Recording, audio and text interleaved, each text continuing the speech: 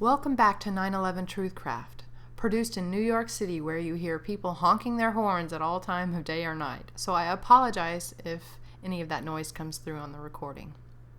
Anyway, this is episode 7, where we create an area of effect map of the different types of damage seen near Ground Zero in New York City.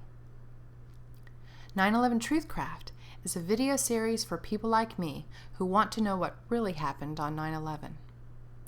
Today, I'll be taking a close look at one of the most important pieces of forensic evidence related to the 9/11 attacks, this high-resolution aerial photograph of Ground Zero.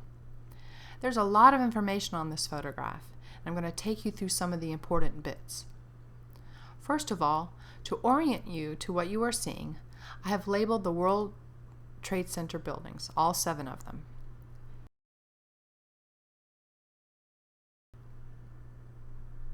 Here's the World Financial Center, what's now called the Conrad Hotel, and a parking lot.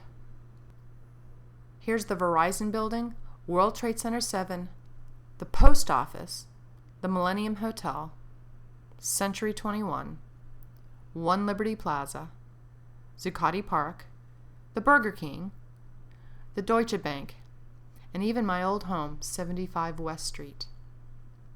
There's one building not seen here that was completely destroyed on 9/11. That's the Orthodox Church. It was a 4-story building just south of World Trade Center 2 that just disappeared on 9/11. They haven't allowed the church to rebuild yet, all these years later, which I think is unfair. But what are you going to do? So you might be looking at this large photograph and thinking that it's just one big mess, and you'd be kind of right, but actually not. There's more than one type of mess. By this I mean that this photograph reveals at least 3 different types of damage done to Ground Zero. Now, before you go off on a tangent, let me emphasize that I'm not saying that 3 different weapons were used on 9/11. What I'm telling you is that one weapon was used to cause all these different effects. But I'm getting ahead of myself here. First, let's take a look at the map and differentiate between the kinds of damage we see. The first type of damage, the most severe, resulted in flat buildings. This is the kind of damage that results in something not being there anymore, like the Orthodox Church, the southern part of World Trade Center 4, and nearly all of World Trade Center 1, 2, and 3. During the last episode, we took a look at a photograph of the west side of Ground Zero that showed that the debris pile was not higher than 3 stories high. There were some tall pieces leaning over, but in the footprint of the World Trade Center, not much was there. This is the kind of damage I'm talking about, the kind of damage that causes steel-framed buildings to cease to exist. You might want to rush ahead and make a claim about the mechanism of this destruction, talk about how the building was on fire or something like that. But we're not there yet. We haven't begun to talk about what might have destroyed the World Trade Center, but you can be sure that it was not a fire. The forensic evidence proves it, so let's take a look. The most intensely damaged area seen in this image I have colored light blue. The area encompasses almost all of World Trade Center 1, 2, 3, and most of 4, and the Orthodox Church. All these buildings were destroyed almost to ground level. The debris pile was almost non-existent in terms of height. Instead, what remained of the World Trade Center buildings was spread around across a very wide area, which brings us to our next type of damage. This damage, labeled in purple, is the type of damage that comes from things falling on top of other things. Take a look at the Winter Garden. There are holes in the top of the glass roof of the structure. It appears that the structure is still there, though. You can see that the Winter Garden did not disappear like the World Trade Center 1 very nearby. It just has big holes in the roof, presumably from falling pieces of the World Trade Center. You can see some steel beams piled up near the east entrance to the Winter Garden, so I think it's pretty much beyond any doubt that falling debris from the World Trade Center caused the holes in the roof.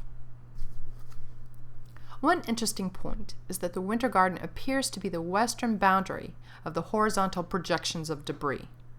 You can see more debris on the other World Financial Center buildings here and here.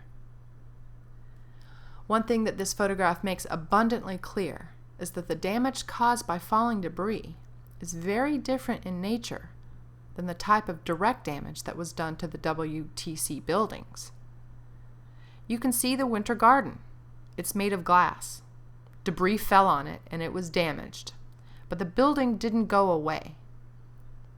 You can't tell me that World Trade Center 1 and 2 fell on top of World Trade Center 3, a much bigger and stronger building than the Winter Garden, and that this debris is what caused World Trade Center 3 to become even with the ground.